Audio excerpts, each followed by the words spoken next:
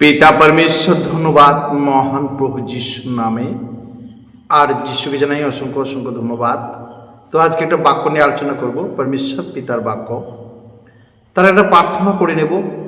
সৃষ্টির মালিক পিতা परमेश्वर, আপনাকে অসংখ্য ধন্যবাদ প্রভু যিশুর নামে।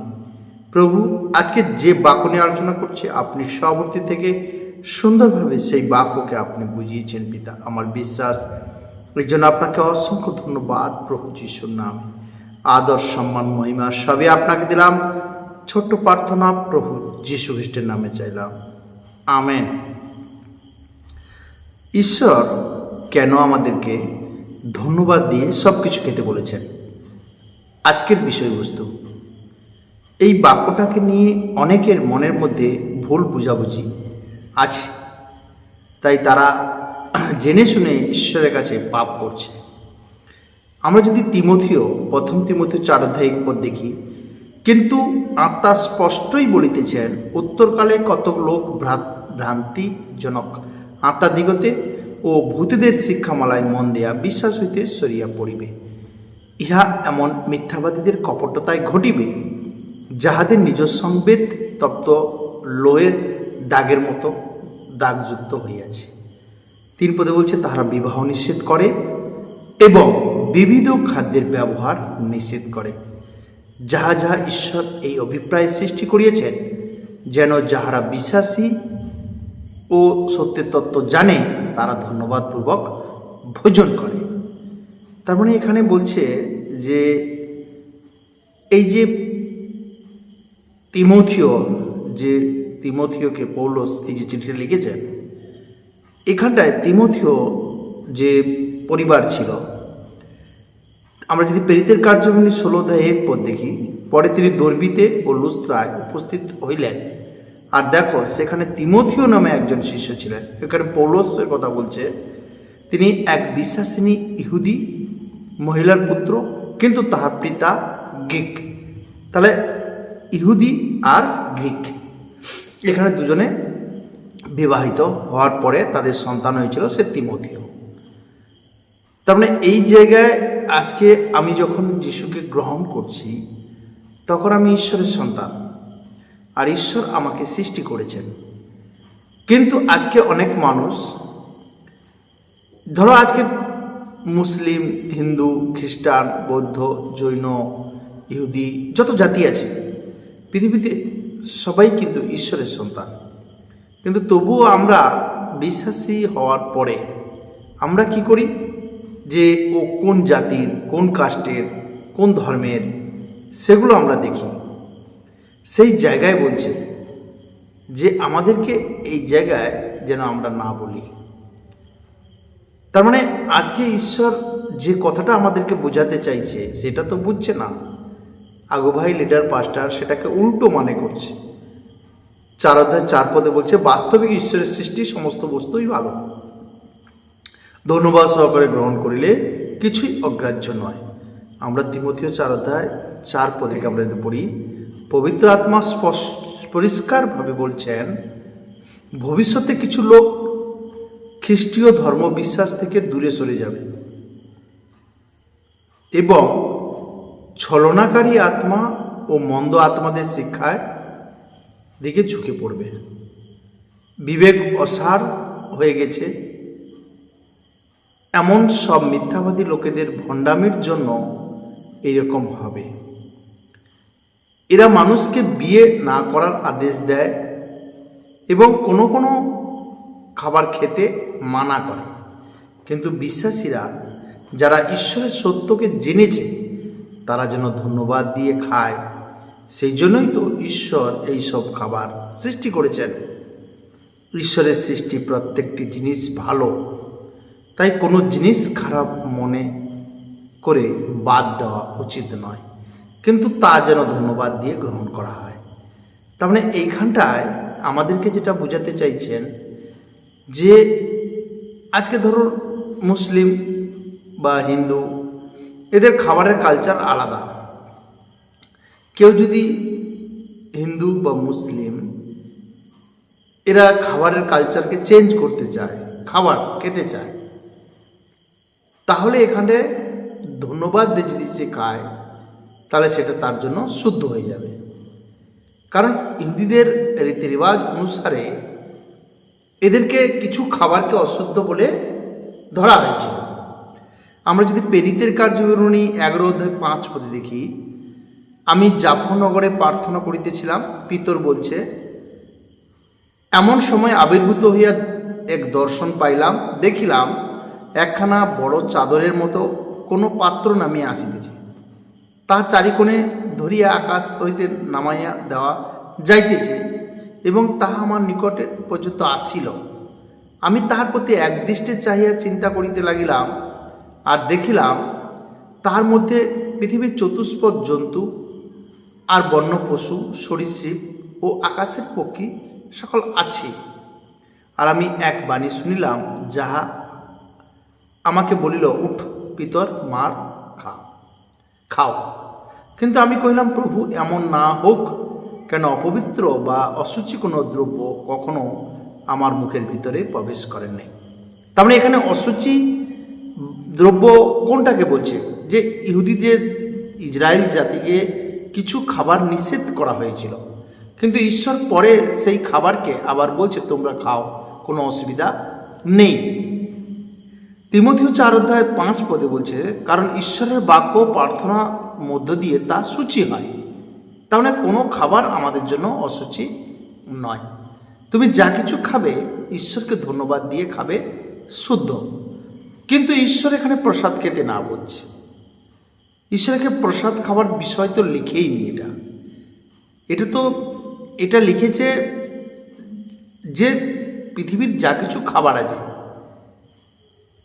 যারা মুসলিমরা কিছু খায়, হিন্দুরা কিছু খায়, আবার কেউ বলছে নিরামিষ খেলে নাকি ঈশ্বরের কাছে যাওয়া যাবে, কেউ বলছে আমিষ খেলে নাকি ঈশ্বরের কাছে যেতে পারবে না, কেউ বলছে মাংস খাওয়া যাবে না, কেউ বলছে মাংস খাওয়া যাবে। কিন্তু ঈশ্বরের বাক্য প্রার্থনার দ্বারা সমস্ত কিছু শুদ্ধ, যদি আমরা মন থেকে সেটা গ্রহণ করি। কিন্তু ঈশ্বর এখানে প্রসাদ খেতে না বলছে। আমরা যদি প্রেরিতের কার্যবিবরণী 15:29 দেখি, ফলে প্রতিমার প্রসাদ এবং রক্ত ও গলা টিপিয়া মারা প্রাণীর মাংস ব্যভিচার হইতে পৃথক থাকা তোমাদের উচিত। এই সকল হইতে আপনাদেরকে সযত্নে রক্ষা করিলে তোমাদের কুশল হইবে, তোমাদের মঙ্গল হোক। তাহলে ধন্যবাদ দেবার প্রয়োজন কেন হলো? ধন্যবাদ দিয়ে ঈশ্বর কেন খেতে বলছে? ঈশ্বর তো সমস্ত কিছু সৃষ্টি করেছেন আমাদের জন্য, খাবার জন্য, কিন্তু আমাকে ধন্যবাদ দেওয়ার প্রয়োজন কেন হলো? ঈশ্বর তো সব কিছু উত্তম সৃষ্টি করেছেন। আমরা যদি আদি পুস্তকে দেখি, ঈশ্বর প্রথম দিনকে উত্তম বলেছে, দ্বিতীয় দিনকে উত্তম বলেছে, তৃতীয় দিনকে উত্তম বলেছে, চতুর্থ দিনকে উত্তম বলেছে, পঞ্চম দিনকে উত্তম বলেছে, ষষ্ঠ দিনকে অতি উত্তম বলেছে। আর সেই দিন মনুষ্যকে নির্মাণ করেছেন, আর মনুষ্যকে আদেশ করেছেন যে তোমরা সমস্ত কিছু কি করতে পারবে? খেতে পারবে। আমরা যদি আদি পুস্তক 2:7 দেখি, আর সদাপ্রভু ঈশ্বর মৃত্তিকার ধূলিতে আদমকে অর্থাৎ মনুষ্যকে নির্মাণ করিলেন এবং তাহার নাসিকায় ফু দিয়া প্রাণবায়ু প্রবেশ করাইলেন, তাহাতে মনুষ্য সজীব প্রাণী হইল। তার মানে আমরা যদি আদি পুস্তক 1:29 দেখি, ঈশ্বর আরও কহিলেন, দেখো, আমি সমস্ত ভূতলে স্থিত যাবতীয় বীজোৎপাদক ঔষধি, যাবতীয় সজীব ফলদায়ী বৃক্ষ তোমাদিকে দিলাম, তাহা তোমাদের খাদ্য হইবে। আর ভূচর যাবতীয় পশু, আকাশের যাবতীয় পক্ষী, ভূমিতে গমনশীল যাবতীয় কীট, এই সকল প্রাণীর আর অর্থ হরিত ঔষধির সকল দিলাম, তাতে সেইরূপ হইল। তারপরে ঈশ্বর কিন্তু সব কিছু খেতে বলেছে, কিন্তু ইসরায়েল জাতিকে ঈশ্বর একটা নিয়ম দিয়েছিল, কিছু প্রাণীর মাংস খাবার নিষেধ করেছিল। সেই জায়গায় যখন যিশু প্রভু কুশে মৃত্যুবরণ করলো, যখন আমরা যিশুকে প্রভু বলে স্বীকার করলাম, তখন আমরা পরিত্রাণ পেলাম। আর তারপরে ঈশ্বর বলছে, আমি যেগুলোকে নিষেধ করেছিলাম যদি ধন্যবাদ সহকারে সেগুলোকে খাও তাহলে শুদ্ধ। কিন্তু এখানে ধন্যবাদ দেওয়ার প্রয়োজন কেন হলো? আমরা আদি পুস্তক 9:3 দেখি, প্রত্যেক গমনশীল প্রাণী তোমাদের খাদ্য হইবে, আমি হরিত ঔষধির ন্যায় সে সকল তোমাদেরকে দিলাম। তাহলে এগুলো হরিত ঔষধির প্রয়োজন কেন পড়ে? আমরা এই বিষয়টা দেখব। ঈশ্বর সব কিছু উত্তম শৈলী করেছেন, তাহলে ধন্যবাদ দেওয়ার কেন দরকার হলো? আদি পুস্তক 3:17 বলছে, আর তিনি আদমকে কহিলেন, যে বৃক্ষের ফলের বিষয় আমি তোমাকে বলিয়েছিলাম, তুমি তা ভোজন করিও না, তুমি তোমার স্ত্রীর কথা শুনিয়া তা ভোজন করিয়াছ, এই জন্য তোমার নির্মিত ভূমি অভিশপ্ত হইল। তুমি যাবজ্জীবন ক্লেশে উহা ভোগ করিবে, আর উহাতে তোমার জন্য কণ্টক ও শিয়াল কাটা জন্মিবে, এবং তুমি ক্ষেত্রের ঔষধি ভোজন করিবে।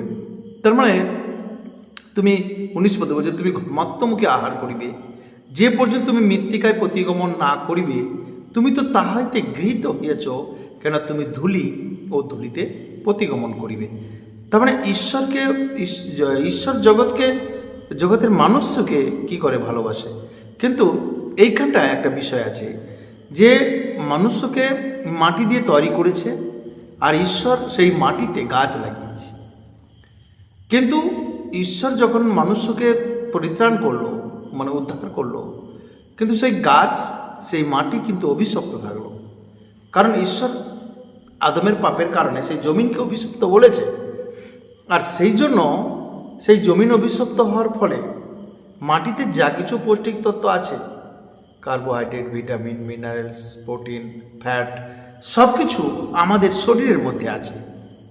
তাই আমরা ডাইরেক্ট মাটি না খেয়ে আমরা সবজি খাই, কারণ সেই সবজি থেকে, সেই সবজি মাটির রসকে, পৌষ্টিক তত্ত্বকে নেয়, আর সেটা যখন আমরা খাই তখন আমাদের শরীরের মধ্যে সেই পৌষ্টিকটা এসে যায়। আর সেই জন্য জমির অভিশপ্ত হওয়ার কারণে আমাদের মধ্যে যে কোলেস্ট্রল আছে, বিপি আছে, আমাদের মধ্যে যা কিছু প্রবলেম আছে, ইউরিক অ্যাসিড, সব কিছু কিন্তু আমাদের মধ্যে নর্মাল দিয়েছিল ঈশ্বর। কিন্তু আজ জমিন অভিশপ্ত, আর সেই জমিন থেকে যে আমরা যখন ফসল খাচ্ছি, আলু থেকে শুরু করে যা কিছু আমরা ফসল খাচ্ছি, তার ফলে আমাদের কি হচ্ছে না, প্রবলেম বেড়ে যাচ্ছে। সেই জন্য প্রবলেম বেড়ে যাচ্ছে বলতে, কারো হয়তো ইউরিক অ্যাসিড বেড়ে গেছে খাওয়ার ফলে, কারো হয়তো সুগার বেড়ে গেছে, কারো হয়তো বিপি বেড়ে গেছে। এই জায়গায় ঈশ্বর বলছে, তুমি যদি ধন্যবাদ দিয়ে গ্রহণ করো, তাহলে ঈশ্বরের বাক্যের দ্বারা ওটা সূচি হল। কিন্তু এখানে প্রসাদকে ধন্যবাদ দিয়ে খেতে বলেনি। ঈশ্বর জগতের মানুষকে ভালোবাসে। আমরা যদি যোহন 3:16 দেখি, কারণ ঈশ্বর জগৎকে এমন প্রেম করলেন যে আপনার একজাত পুত্রকে দান করিলেন, যেন যে কেউ তাকে বিশ্বাস করে সে বিনষ্ট না হয়, কিন্তু অনন্ত জীবন পায়।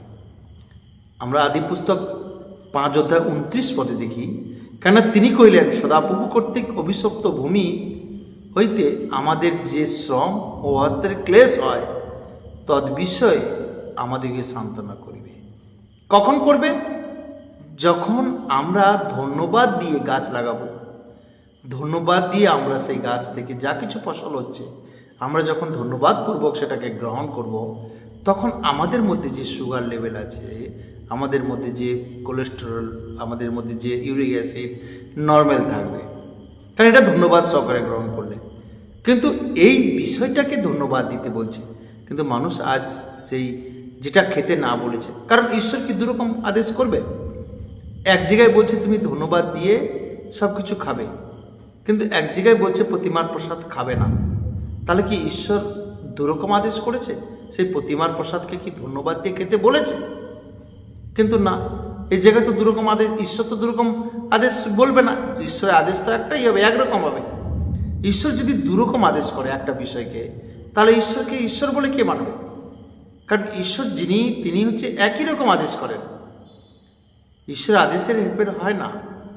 কিন্তু মানুষের বুঝার কি হচ্ছে, বুঝার ভুল থাকতে পারে। মানুষ ওই জিনিসটাকে, ওই বিষয়টাকে বোঝার ভুল আছে। আর সেই কারণে ওই যে অভিশপ্ত জমিন, ওর কারণে যে ফসল উৎপন্ন হচ্ছে, সেটাকে আমাদেরকে ধন্যবাদ দিয়ে খেতে বলছে। কারণ আমি যেদিন যিশুকে, রোমিও 10:9 বলছে, কারণ তুমি যদি মুখে যিশুকে প্রভু বলে স্বীকার করো এবং হৃদয়ে বিশ্বাস করো যে ঈশ্বর তাকে মৃতগণের মধ্যে হইতে উত্থাপন করিয়াছেন, তবে পরিত্রাণ পাইবে।